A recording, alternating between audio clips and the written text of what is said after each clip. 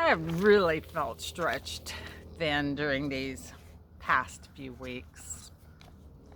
I've been doing a lot of thinking and wondering and worrying and wrestling, most of which centers around the time that I've been spending working at the polling place during voting.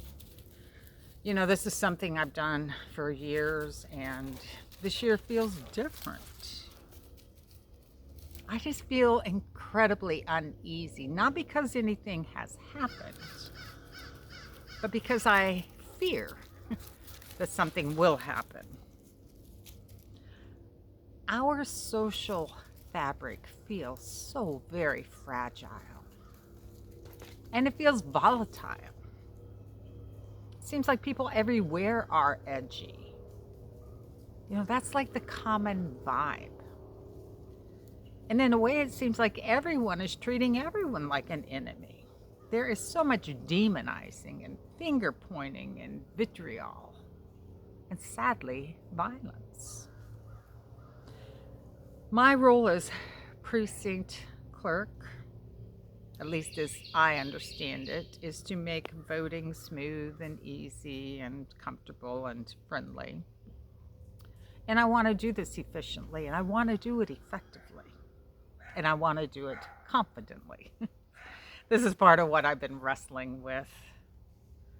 I've been spending a lot of time trying to prepare myself spiritually, mentally, emotionally, and physically.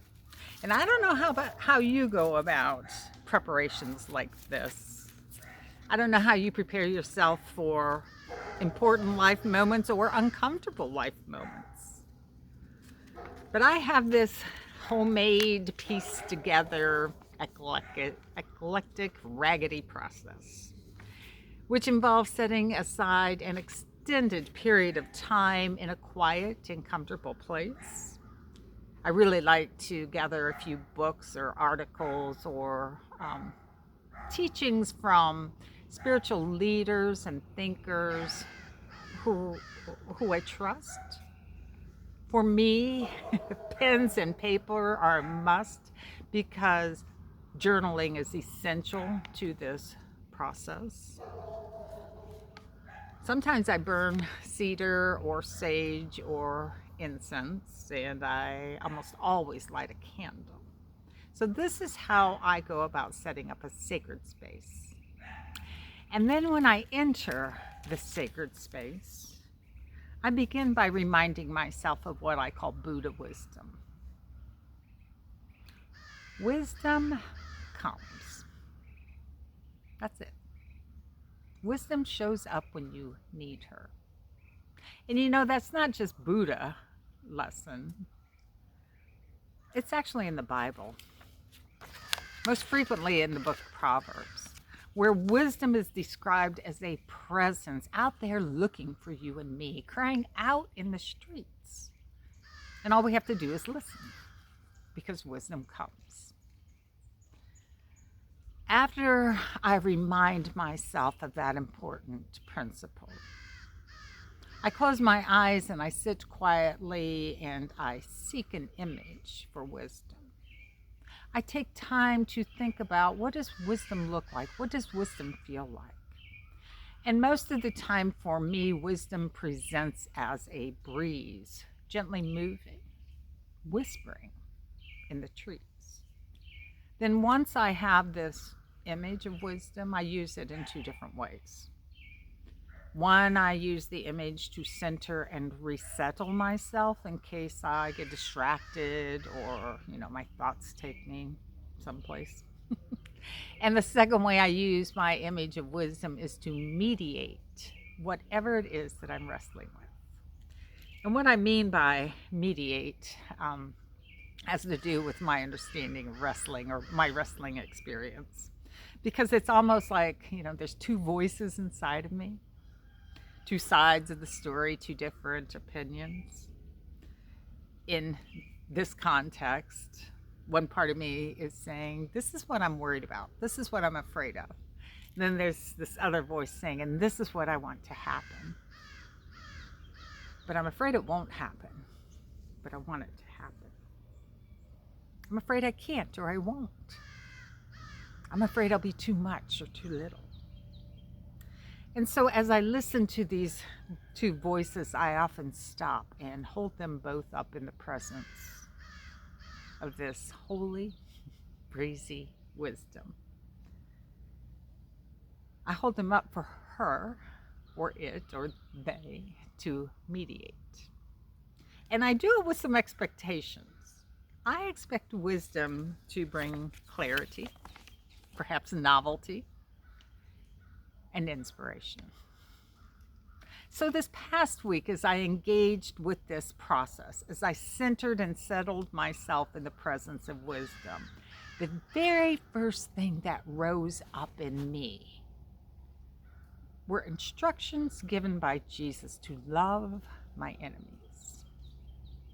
Now, because I frequently encourage you to grab hold of what first rises up, I decided on that day that I would actually practice what I preach.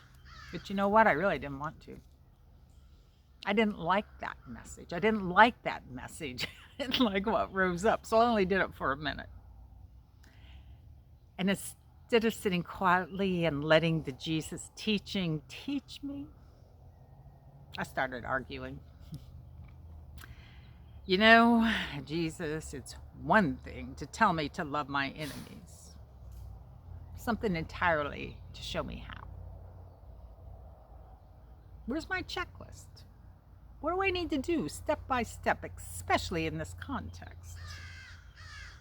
And anyway, Jesus, in case you didn't know, the people who come into the polling place on voting day are not my enemies. They're my neighbors.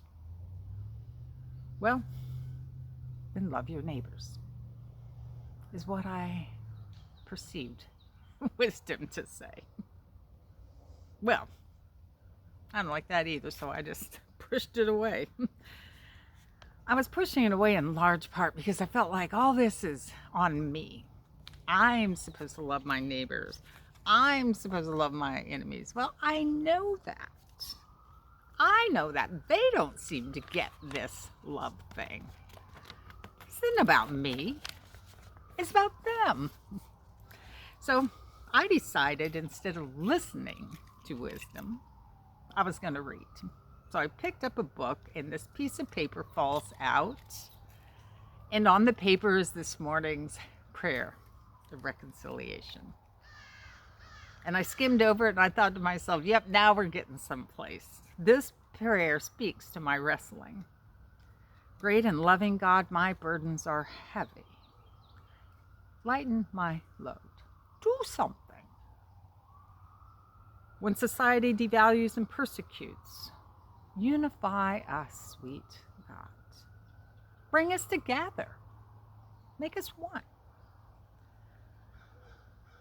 When disagreements and power struggles leave me weak and wrestling and worn, come, Holy Spirit, come. Since I liked that prayer of reconciliation, I kept reading, and guess what came next? The modern reading. The love your enemies thing. Really? It's not just the enemy thing that I was resisting. I don't want to say in the past tense that I am resisting. It's the part of the enemy thing that's pointing at me. I mean, the first stanza of that modern reading is fine, because in my opinion, it's pointing at God. Fill that inner void that makes them swell outwardly. Yeah, God, do that. That's your job. I can't fill anyone's void. But then that next stanza, the part about bring yourself back into the rhythm with them, I'm like, why would I want to do that? Why would I want to get in rhythm with them when they are the ones with the problem? So I put that piece of paper down and I picked up another book. And I opened it randomly because that is part of my piece together practice. And the book falls open to a topic which not only seems appropriate, but feels appealing. Because believe it or not, the topic is wrestling. Wisdom has finally found me. And so I get comfortable and I sit back and I carry on with my reading, happy because I found a resource that wasn't asking anything of me. And that's when I realized there was something else happening. That image of wisdom, the breeze whispering in the leaves, was calling me, distracting me. So I stopped reading, closed my eyes, and sat with that image, sat in the presence. And I realized that the breeze had moved beyond the trees and was now up in the sky, moving the clouds, creating new shapes. And so I sat quietly, watching, imagining, imaging, until I realized that the clouds had been shaped into fingers pointing at me. I'm like, that does not make me happy. I still don't want to listen. So I picked that book back up and I continue reading. And the passage I was reading began with this quote from the Zohar, and I didn't know what the Zohar was, Zohar, so I Googled it only to learn it's Jewish wisdom. Wisdom in the Jewish tradition. It's part of the Kabbalah. And here's the quote. Since a person's real work in the world is the work of the Blessed One, a person must be as strong as a lion on every side so that the other side will not overpower or seduce them. And then reading on. The person doing the work of the Blessed Holy One will find themselves wrestling with two demons. Oh yes, that's me. One of the demons is the self, and the other demon is society, or the social structures, which do harm. In order to live out our holy calling, the passage says, in order to live into our true life's passion and purpose, changes are needed in two separate places, in the self and in the society and the structures that support them. Then the passage goes on to explain what sparks this change. Because in order to make changes, you got to have something to start with. You got to have a heart. You got to have passion. You got to have purpose. And our passions and our purposes need to be ignited, and they need to be reignited. And it needs to happen again and again and again. Now, as an aside, maybe an unnecessary aside, this passage also says that people in this day and age are starving for passion and purpose. They're starving because we have been brought up with this myth that what's important in this life is making a lot of money, having a lot of stuff, getting to the top. And all of that trivializes. It trivializes us. It dampens our spirits. It destroys our passions and our purposes. And so when we can't find meaning, when we can't get a hold of our passion, and we don't know our life's purpose, we get bad attitudes, we get angry, we become resentful, defensive. Basically, we enter into dysfunction. We all need to know our life's purpose. We all need to use our passions, our talents, our gifts and creativities, and we need a safe space to do this. Because what comes from using our passions, what comes from knowing our life purpose, is life-giving dignity and generosity. That's the aside, and that is a message in itself, but it's a message for another day. We need a safe space for our passions and purpose. But before we know what they are, they have to be ignited. And you know what ignites passion? You know what ignites purpose? Challenges, struggles, hard times. When we are immersed in a struggle, when we're wrestling with something, that's when our visions and our values are defined. And when we're wrestling with something especially difficult, we learn what we are most passionate about. Hard times ignite our passions. They reveal our purposes. They lead us to make decisions about what is the most important parts of our life. And then guess what the book goes on to talk about?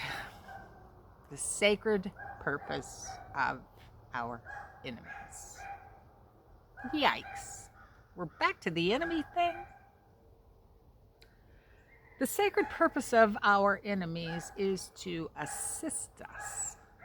They are on our path, they are on this journey to help us. Why? Because our enemies present us with a challenge. And it is challenge, not comfort, which brings us life. Challenges ignite our passions. Comfort makes us complacent. When I get comfortable, I get drowsy, and before you know it, I'm asleep. Challenges, enemies, difficulties, all those things that we wrestle with. A couple of closing notes. Given the current social climate, with all of the challenges and frustrations that each of us face, the number of enemies that seem to be around makes me really, really curious about our true potential. What is being ignited in us? What do we value? What is being called to life? What is being defined? And the second reminder or note I want to offer is about our enemies. We're not fighting flesh and blood. Our enemies are not other people. As we are reminded in Paul's letter to the Ephesians, what we are wrestling with is not flesh and blood. We are wrestling with powers and principalities. Things we can't see, things which affect our lives, affect our neighbors, but cannot be visibly seen. And we wrestle internally and we wrestle externally. We wrestle with envy, lust, and greed, violence, insecurity, complacency, self-pity, oh, why me? We also wrestle with comfort and privilege. Apparently, I wrestle with a tendency to say, not me. Oh no, I'm not like them, I'm different. You know, in order to keep ourselves upright and balanced, we need to stick together. We need to create, protect, and keep a safe space where we can be nourished, nurtured, inspired, fed. We're on this journey together for a reason. We've been created and placed here for such a time as this. May we come to appreciate the challenges before us. May our passions and our purpose be ignited. May everyone be valued, treasured, and may we all be fed.